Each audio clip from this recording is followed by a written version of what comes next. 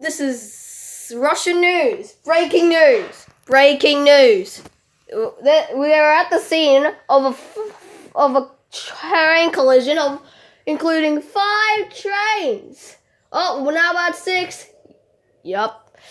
And we have this little monster on the scene. Thanks, Alex. Now, what you could see here will absolutely shock you.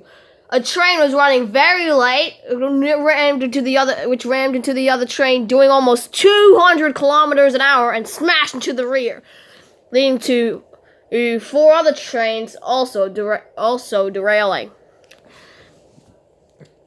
Now, investigators are currently investigating right now of how this even happened. I mean, yes, I did tell you that the train was running late, but we don't know what caused it to run very late. A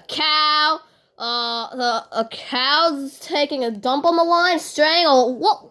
Or a delayed passenger, or what? Or I don't know. What was it? Unfortunately, 500 people died. Thousands were injured. Also, this killed all drivers of this train crash. Alex, you can now take it. Thanks, little monster.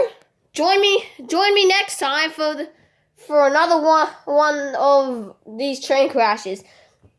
This is Alex 320 TTV signing off.